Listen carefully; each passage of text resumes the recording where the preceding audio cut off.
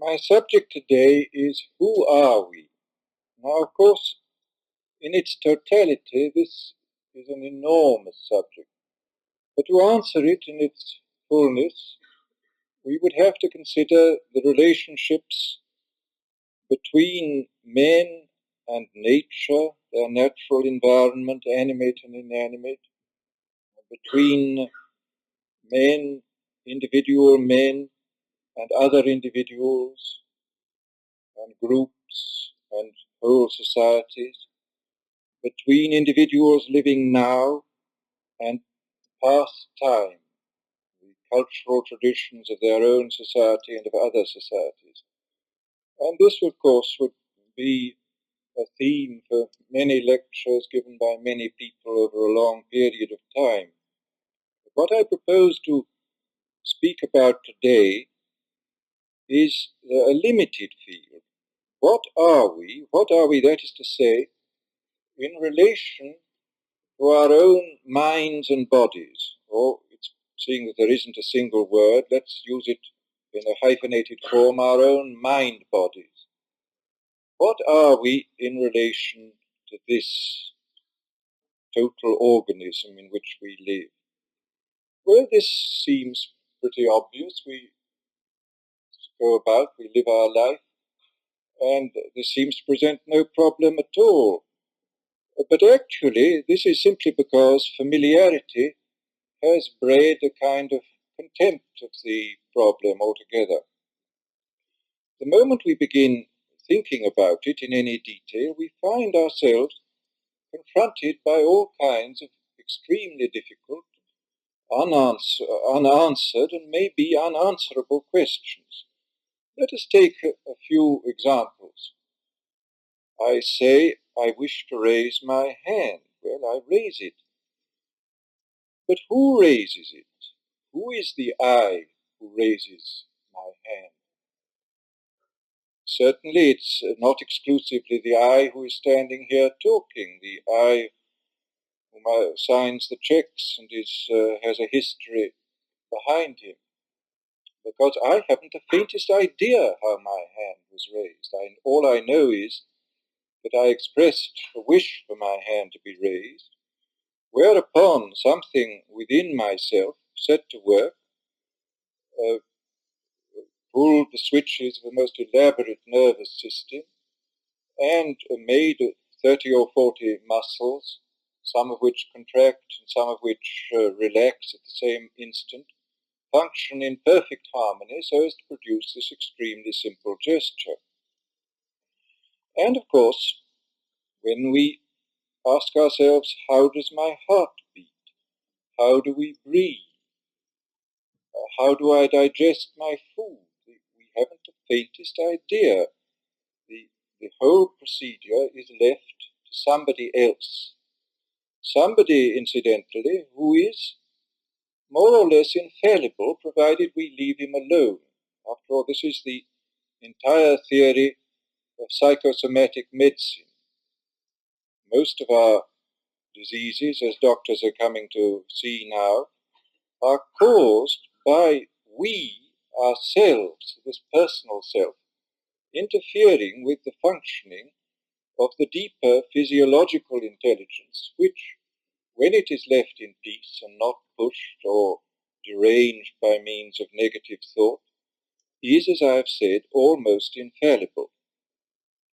And then there are still other and more curious problems, because one can say, well, these are what used to be called the vegetative soul. The vegetative soul is built in. It's something we inherit, which just does this sort of thing like digestion and regulating heartbeat automatically. But then we have to reflect that there is also another kind of indwelling self, which functions in a way entirely different from instinctive ways, which performs what I may call acts of ad hoc intelligence, acts which have never been done before in the biological history, and yet which it performs with extraordinary skill, without the conscious self being in the least aware of how this is done. And this goes on levels far below the human. Let me quote an example which most of you must have been familiar with at one time or another. The fact of a parrot imitating a human voice, or imitating the barking of a dog, or imitating laughter. Well, what goes on when a parrot does this sort of thing? Presumably, the parrot has some kind of a conscious life. It hears the voice, it hears the barking or the laughter, and presumably in some sort of way corresponding to our wish to do something, it wishes to imitate this. But then what happens after this? When you come to think of it, it's one of the most extraordinary things you can imagine. Something incomparably more intelligent than the parrot itself sets to work and proceeds to organize a series of speech organs, sound organs, which are totally different from those of man. After all, man has teeth, a soft palate, a flat tongue. A parrot has a round tongue, a beak, and no teeth. And it proceeds to organize this absolutely different apparatus to reproduce words and laughter so exactly that we are very often deceived by it and think that what is in fact the parrot talking is the person himself making an utterance. Well, the more you reflect on this, the stranger it is, because obviously in the course of evolutionary history, parrots have not been imitating human beings from time immemorial. This is a purely ad hoc piece of intelligent action carried on by some form of intelligence within the parrot, which is quite different as far as one can see from the parrot itself. And we see the same problem of imitation comes up in relation to very small children, the way that they will imitate. You make a face at a child and it will imitate the face. Well, again, who is doing the imitation? Somebody within the child is organizing, for the first time in its history, this has never happened before, is organizing a whole mass of muscles connected with an elaborate nervous system to pull this muscle up, this muscle down, let one go, let another be tensed, in order to reproduce this grimace which the child has seen on the face of an adult. Well, this also is a most mysterious thing. So that what we find really is that we as personalities, as what we like to think of ourselves as being, are in fact only a very small part of an immense manifestation of activity, physical and mental, of which we are simply not aware. We have some control over this, in as much as some actions being voluntary, we can say, I want this to happen, and somebody else does the work for us. But meanwhile, many actions go on without our having the slightest consciousness of them. And as I said before, these vegetative actions can be grossly interfered with by our undesirable thoughts, our fears, our greeds, our angers, and so on, which may lead to very serious psychophysical derangements. Well, the question then arises, how are we related to this? Why is it that we think of ourselves as only this minute part of a totality far larger than we are? A totality which, according to many philosophers, may actually be coextensive with the total activity of the universe. After all, in the West, you go back as far as Leibniz, with his conception that every monad was potentially omniscient. And in modern times, you have the same conception in Bergson, the same conception in William James, both of whom were of opinion that the consciousness that we have is simply a kind of filtering down of some form of universal or cosmic consciousness, narrowed down for the purpose of helping us to survive biologically on the surface of this particular planet. And this leads us, of course, to the whole problem of what is the relation between mind and brain. And again, it's quite obvious that there is a relationship. At one time, it was thought that the thought was just produced by brain. There was a charming phrase used at the end of the 18th century: the brain secretes thought as the liver secretes bile. A remark which is, the more you think of it, the sillier it is, because after all, bile at least is of the same nature as the cells of the liver, whereas thought is of a radically different kind from electrochemical events in the brain. Again, here, both Bergson and James were of opinion that the brain is not productive of thought, but acts, so to speak, as a kind of reducing valve, preventing us from being too omniscient. Because obviously, if we have to get out of the way of the traffic on Hollywood Boulevard, it's no good being aware of everything that's going on in the universe. We have to be aware of the approaching bus. And this is what the brain does for us. It narrows the field down so that we can go through life without getting into serious trouble. But as many people have experienced, and as all the teachers of the great religions have insisted should be the case, we can and ought to open ourselves up and become what in fact we have always been from the beginning. That is to say, omniscient, or anyhow much more widely knowing in an obscure kind of way than we normally think we are. That we should realize our identity with what James called cosmic consciousness, and what, of course, in the East is called the Atman Brahman. That the end of life, according in all the great religious traditions, is, of course, the realization that the finite manifests the infinite in its totality. This is, of course, a complete paradox when it's stated in words. Nevertheless, it is one of the facts of experience for many people, or for some people at least, and a fact which should be a fact of experience of all. Now, let's go on considering a little more about this problem of how we are related to this deeper self. The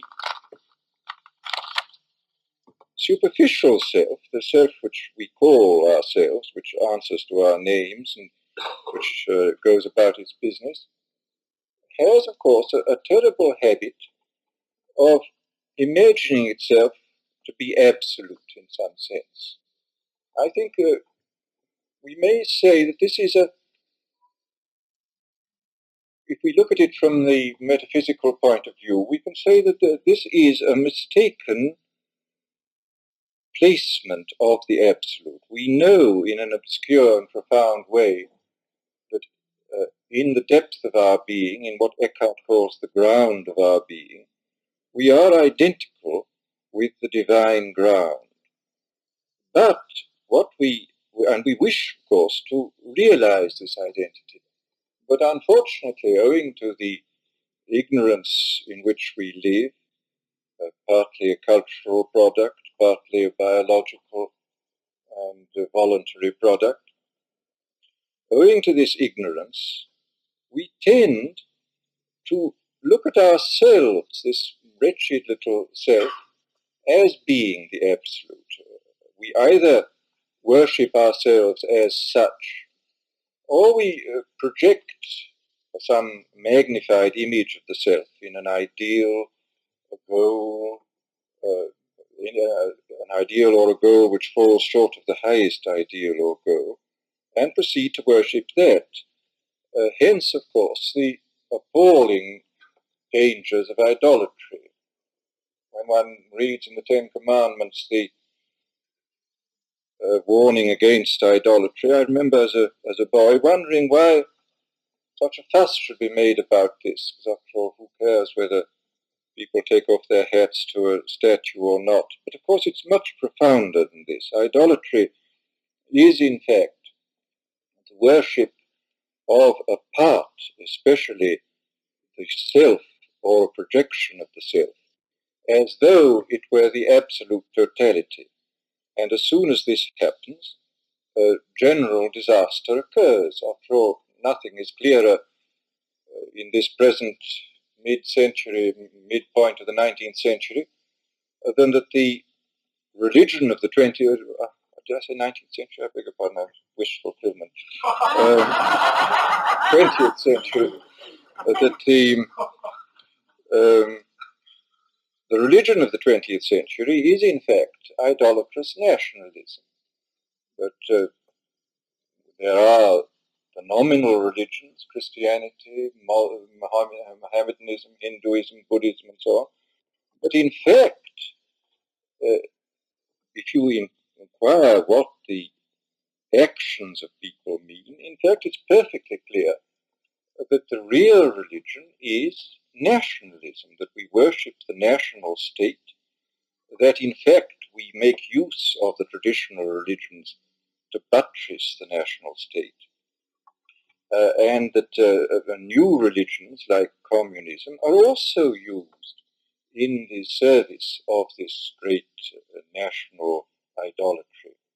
I mean, actually, Karl Marx made a grave mistake in underrating nationalism.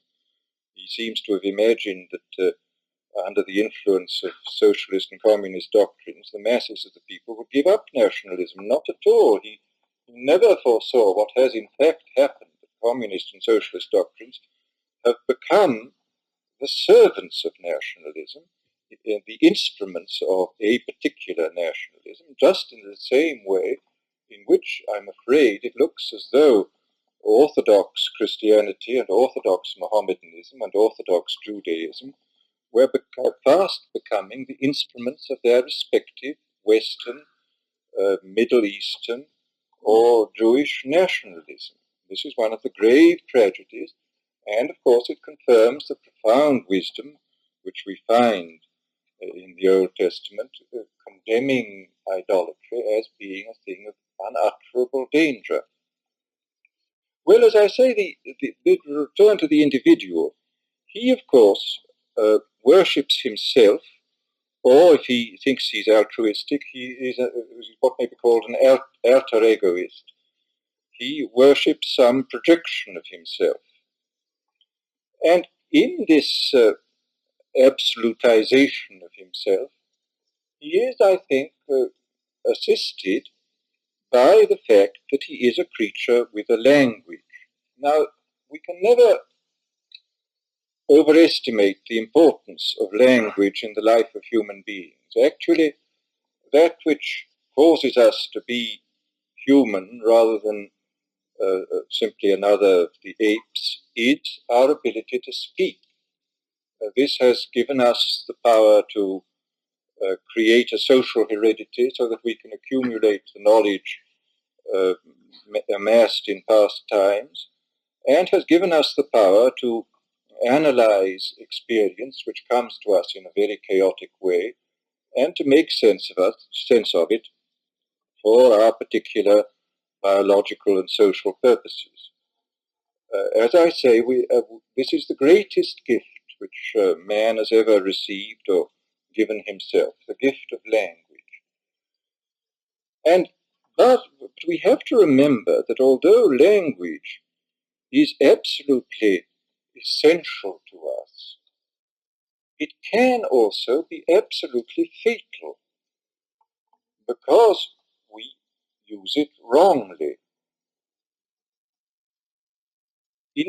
If we analyze our processes of living, we find that I imagine at least 50% of our life is spent in the universe of language. We are like icebergs floating in a sea of immediate experience, but projecting into the air of language.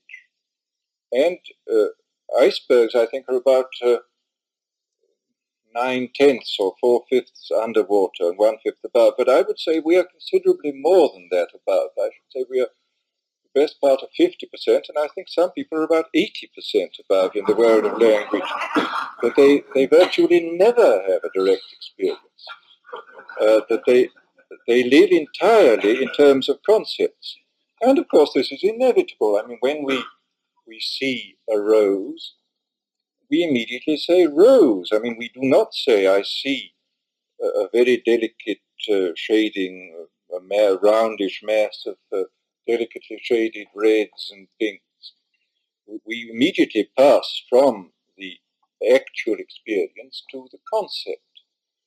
And of course this was, in the history of art, this has happened not infrequently, that painters who have passed from conceptual representation of the world to direct representation have been thought completely insane. Now, it's difficult for us to imagine now, but for about 30 years the Impressionists were regarded as mad and as being absolutely false to nature, when in point of fact they were the only painters at their period who were absolutely true to nature. They painted exactly what they saw and didn't bother about the concepts in terms of which other painters did their seeing and their painting. And as I say, we cannot help living to a very large extent in terms of concepts, and we have to do so because immediate experience is so chaotic and so immensely rich that in mere self-preservation we have to use the machinery of language to sort out what is of utility for us, or what in any given context is of importance, and to at the same time to try to understand, because obviously it is only in terms of language that we can understand what is happening. We make generalizations and we go into higher and higher degrees of abstraction, which permit us to comprehend what we're up to, which we certainly wouldn't if we didn't have language. And in this way, it is an immense boon which we could not possibly do without. But language has its limitations and has its traps. To start with, every language has been developed for specifically biological purposes in order to help men to cope with life on the surface of this planet. And most languages are remarkably poor in terms, above all, expressing the inner life of man, and also terms which would describe the continuousness of experience. It's a very significant fact that if we have to talk about the universe as a continuum, we cannot do so in terms of any of the existing languages. It has to be done in terms of the calculus, a special language invented for the express purpose of talking about the world as a continuum. We cannot do it in terms of ordinary language. Well, as the world is a continuum, one sees immediately that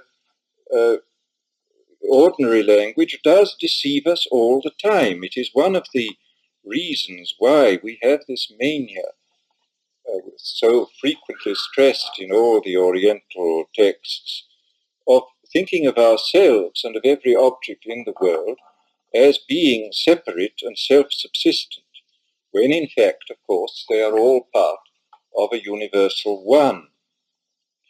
And unfortunately, the nature of language being what it is, we can't get round this without paying a great deal of attention, being making ourselves carefully aware of what we are doing and thinking when we use language. This is the only way of bypassing the intrinsic defects of language. Well, added to the intrinsic defects, there are all kinds of traps which we lead ourselves into by taking language too seriously. This, of course, we've been constantly warned against this, and Paul is full of it. He speaks about the newness of the spirit, the oldness of the letter, the letter killeth, the spirit giveth life. And this, of course, is absolutely true. If we take the letter too seriously, we actually prevent ourselves from having certain types of direct experience, which St. Paul was describing in terms of the word spirit. So that what we have to do is to be profoundly aware of the language we're using, not to mistake the word for the thing. In the terms of Zen Buddhism, we have to be constantly aware that the finger which points at the moon is not the moon. In general, we think that the pointing finger, the word, is the thing we point at. And of course, if you look at almost any literature, philosophy, or religion, you will find this again and again, this obsession with words as though they were things, this mania for, after all, in reality, words are simply the signs of things. But for many people treat things as though they were the signs and illustrations of words. When they see a thing, they immediately think of it as just being an illustration of a verbal category, which of course is absolutely fatal again, because this is not the case. And yet, we cannot do without words. We have to, the whole of life is, after all, a process of walking on a tightrope. If you don't fall one way, you fall on the other, and each way is equally bad. We can't do without language, and yet if we take language too seriously, we're in an extremely bad way, and we somehow have to keep going on this knife edge. Every action of life is a knife edge, and being aware of the dangers and doing our best to keep out of it. Well, I think some progress has been made in recent years in the analysis of language. I mean, this is actually one of the great pieces of intellectual progress of the last 50 years, I would say, the linguistic analysis, the semantics, which became extremely popular at one time, and then the logical positivists and so on, who've done a very valuable work, and the whole of the new development of logic since Boole and Peano and Russell. All this is of immense importance because it does permit anybody who wishes to do so to understand the pitfalls which lie within this necessary and vital medium of language. Of course, the logical positivists went a great deal too far. I mean, they got to a point of saying that if you couldn't, in terms of language, make a sentence which was logically foolproof, then the question asked was meaningless. But this is not true. This is actually a way, very often, of evading the question. There are plenty of questions which it may be one can never frame in terms of a sentence which shall be logically correct and make linguistic sense. I mean, take a question like, is the soul immortal? Well, I'm quite sure that a logical positivist would have no difficulty in saying that these words are perfectly meaningless. But at the same time, the question still has a significance, even though we cannot frame it in any form of words which are available to us. in such a way that it will make logical sense. And I do think that the logical positivists have evaded many difficulties simply by saying that questions which in fact have a meaning have no meaning, because they have no meaning merely in terms of words. They have a meaning on another level. And one of the problems, of course, of any kind of spiritual or intellectual or moral development is to get beyond the merely verbal level to this level of immediate experience. We have again to combine these two things, to walk on this tightrope, to have the experience, to be able to analyze it in terms of language, at the same time to be able to drop the language and to go on into the experience. It is a very, very delicate and difficult task, as, of course, every aspect of human life is delicate and difficult. But we must briefly consider contemporary education, in fact, education as it's always been, as far as I can see, which is, of course, predominantly verbal. Children are taught an enormous number of things in terms of words. All teaching, practically all teaching is verbal. And if you look, for example, at what are called the liberal arts, well, the liberal arts are a little better than they were in the Middle Ages, but in the Middle Ages, the liberal arts were entirely verbal. The only one of the liberal arts which was not verbal, well, there were two, I beg your pardon. One was astronomy and the other was music. There was some faint attempt to look at the outside world in astronomy. And even in music, it wasn't too much of a non-verbal, because music was regarded as a science and not as a pleasure. And it was entirely the theory of music that was taught. And fortunately, of course, in the Middle Ages, there were a number of mitigations to this. The life was so extremely and so often very unpleasantly close to nature that one couldn't be wholly verbal. The amount of cold and dirt and wild animals and so on kept people on their toes in a way which in a modern city they're not. We can live in a modern city as though we were living in a kind of paradise of words, or in those embodiments of words which are machines and gadgets. And this, I think, is a very unwholesome situation. Well, as I say, most education is predominantly verbal and suffers, therefore, from the defects which the great religious teachers like St. Paul have pointed out, that the letter killeth, it is a dead, stultifying and dangerous thing. And one of the strangest facts, I think, about education is that although for hundreds of years we've been talking about mens sana in corpore sano, the healthy mind in the healthy body, we really haven't paid any serious attention to the problem of training the mind-body, the instrument, which has to do the learning, which has to do the living. We give children of compulsory games and little drill and so on, but this really doesn't amount in any sense to a training of the mind-body. We pour this verbal stuff into them without in any way preparing the organism which is given this pabulum, without preparing it for life or for understanding its position in the world, who it is, where it stands, how it's related to the universe.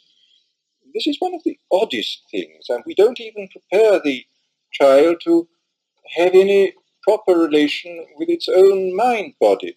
And this is all the more remarkable because Professor Dewey, who's after all the prophet of modern education, was extremely preoccupied with this problem.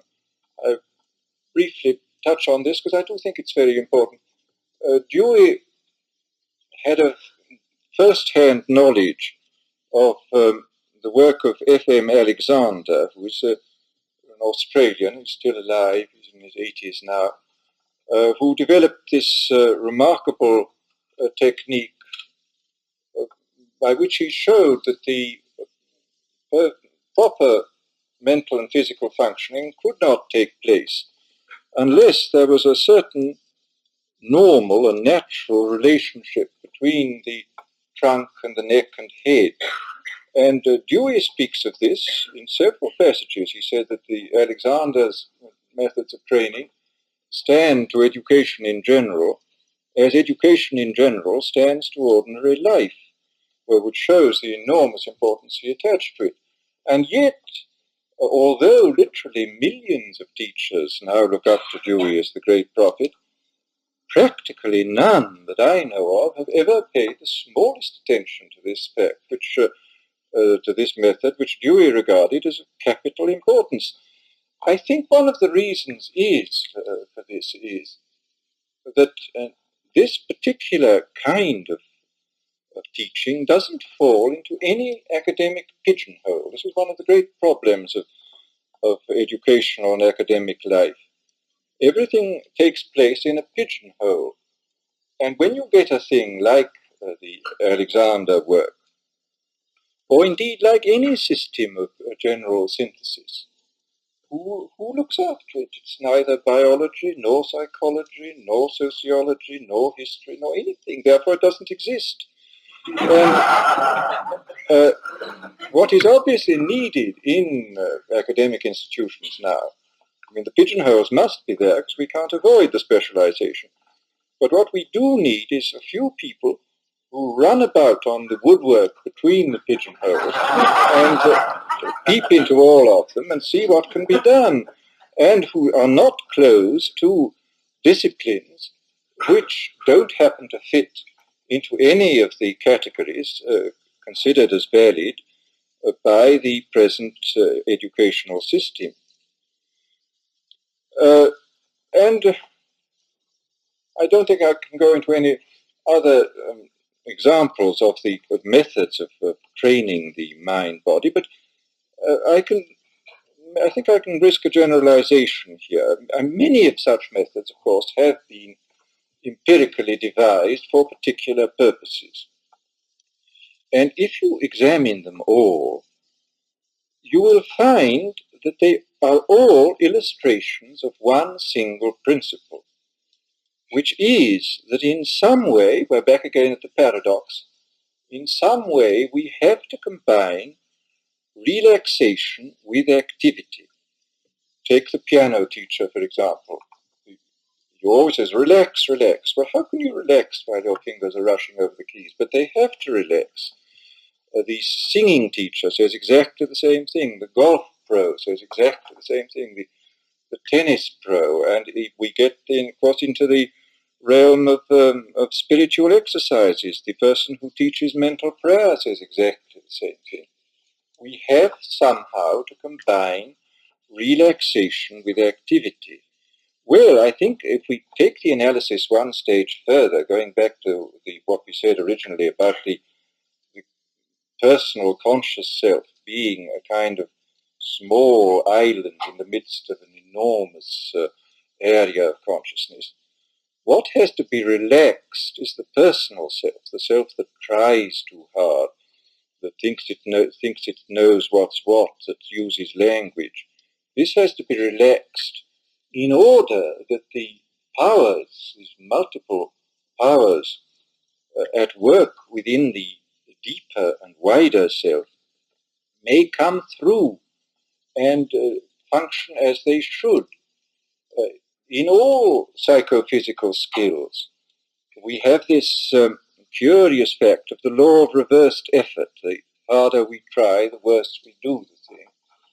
And we have, therefore, always to learn this paradoxical art of combining relaxation, a maximum relaxation of the surface self, with the maximum activity of the lower selves, or higher selves, whichever you like it to be, the not selves, which we carry about with us, and which give us our being, actually. And this, as I say, is the principle which every one of these empirical discoveries in every field of psychophysical skill quite clearly illustrates. We have to learn, so to speak, to get out of our own light. Because with our personal self, this idolatrously worshipped self, we are continuously standing in the light of this wider self, this not self, if you like, which is associated with us, and which this standing in the light prevents, we eclipse this illumination from within. And the whole point in all the activities of life, from the simplest physical activities to the highest intellectual and spiritual activities, our whole effort must be to get out of our own light. Yet we mustn't abdicate our personal conscious self. I mean, here again we're up against a paradox and a tightrope. We can't let go and just go to sleep and hope this will happen. We have somehow to permit this to come up, and yet to organize it with the surface conscious mind in a way which shall be useful to ourselves and to others. It's what in theological terms is called cooperating with grace. And don't let's forget, grace exists on every level. I mean, there is what may be called animal grace, which is the grace of normal functioning, of perfect health, which we're constantly interfering with, hence all the psychosomatic disorders, where we must cooperate with this grace. There are various things which can be done to cooperate with it. Similarly, we must cooperate with what may be called intellectual grace. There are, after all, as everybody who has worked in any field knows quite well, there are hunches and inspirations which come through. In the greatest works of art, these are the inspirations of genius. But as has been remarked, genius is both inspiration and perspiration. You have to work at these things, otherwise they are no good. And to anybody who wants to read a most illuminating study of this problem, I recommend the F.W.H. Myers' Human Personality, which I'm glad to say has at last been reprinted. The chapter on genius there is of first-rate importance, and he illustrates very clearly by many examples of this necessary collaboration with what may be called intellectual grace. Well, and then above that, we have to use these spatial metaphors, is what may be called spiritual grace, is the awareness of the total universal consciousness, the awareness of God, the awareness of that the finite is in some sort a manifestation of the total infinite.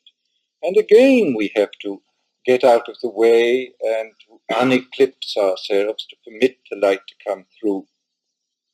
And these are, as I say, seem to me to be all extremely important facets of education which have been wholly neglected. I don't think that in ordinary schools you could teach what are called spiritual exercises, but you could certainly teach children how to use themselves in this relaxedly active way, how to perform these psychophysical skills without the frightful burden of overcoming the law of reversed effort. You could probably teach them too how to greatly increase their perceptive powers. So this has been done, for example, in the most remarkable way by Professor Renshaw at the University of Ohio, who's immensely increased both the powers of perception and the powers of memory by applying Gestalt psychology in a perfectly sensible and simple way. Why children are not taught this, one cannot imagine. It's just, as I say, it doesn't happen to have entered into any of the academic categories, and so has never been brought into the general system. Well, now we come to the final problem, the problem of becoming aware of what James called the cosmic consciousness of the Atman Brahman, of the unifying principle. I mean, the Chinese conception, the universe is perceived as this, the yin and the yang, the negative and the positive principles, which are equally valid in the world. After all, you have it in the Indian philosophy too. The goddess of creation is also the goddess of destruction. The negative is correlative to the positive. But the two are reconciled then in this fundamental principle, the Tao. And this, I think, is at the basis of all mystical religion. You see it very clearly in the writings of Eckhart, just as you do in the Oriental philosophy. And the practical problem arises, how do we get ourselves into a position where we can collaborate with grace? How can we open ourselves up to the grace of seeing God, to use Eckhart's word, seeing God with the same eye that God sees us? How do we do this? Well, this, of course, is an immense problem. And I think innumerable ways have been developed to help people to achieve this final end of man. Some are satisfactory, others, it seems to me, are not. On general principles, I would say that the means employed for this purpose should resemble the end envisaged. For example, the end envisaged is a form of consciousness entirely free from the partiality of individual ego consciousness.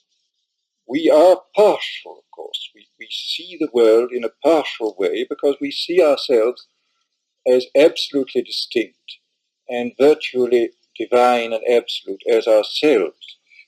And this is, of course, a perfectly partial and perfectly untrue way of looking at the universe. I mean, if I'm desperately preoccupied with myself, it means that I'm ignoring the immense majority of all the events in the universe. Naturally, we can't know all the events in the universe, but we must be aware that this totality of things is going on, and that this partial view is, of course, a totally warped and self-certifying view. I mean, we try to help ourselves in this way, but he that finds his life shall lose it, and he who loses his life shall find it.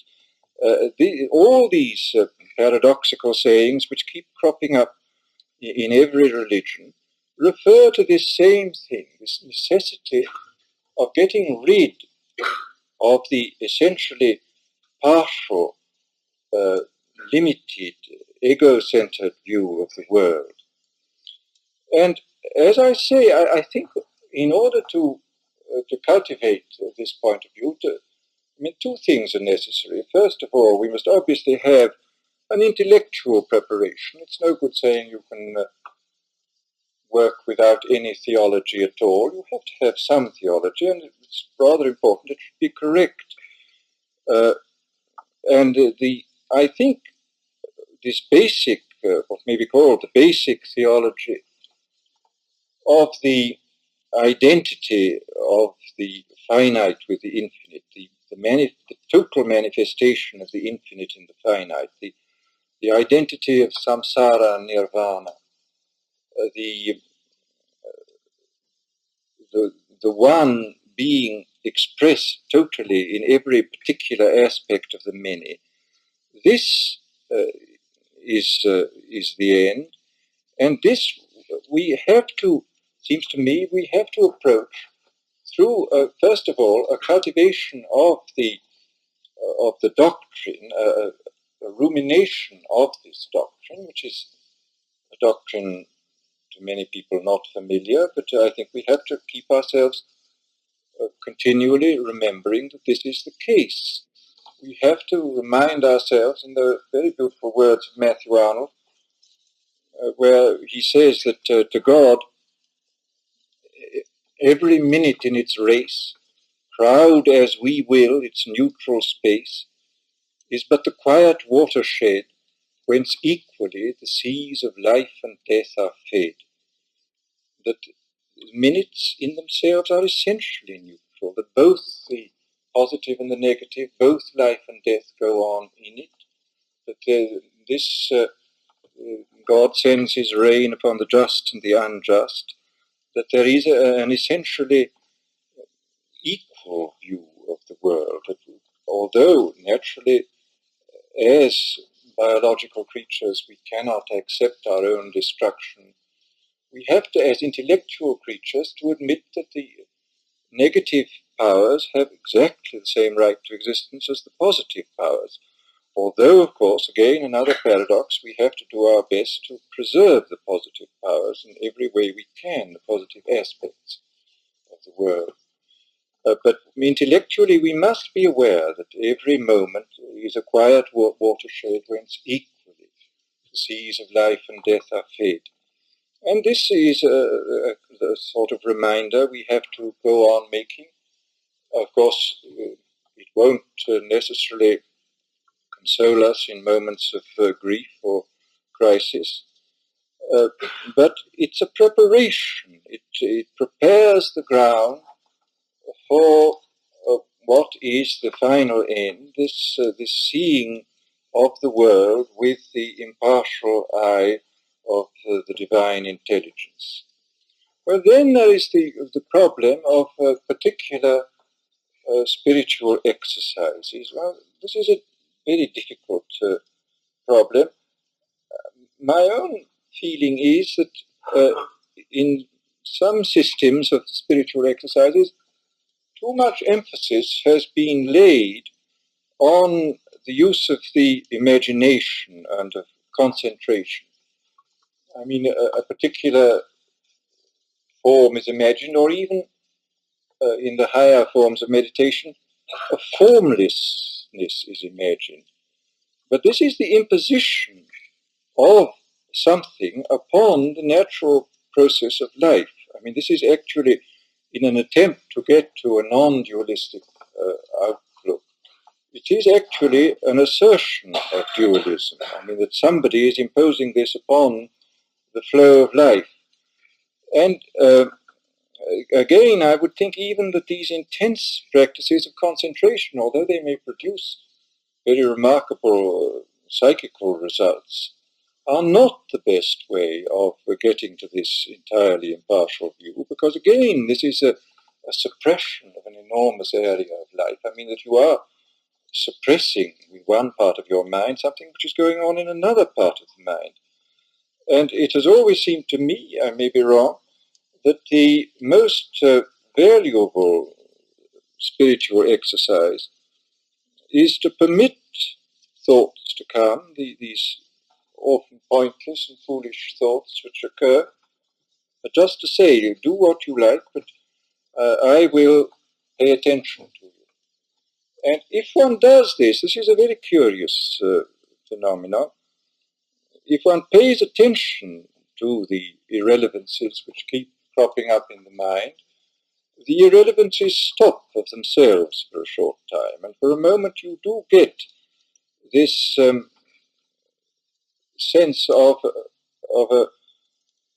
a consciousness of consciousness, an awareness of just being aware without any particular content, and which, this is of course not enlightenment or anything like it, but it is, I think, a valuable preparation which will permit this impartial view of the world to be realized in its own good time.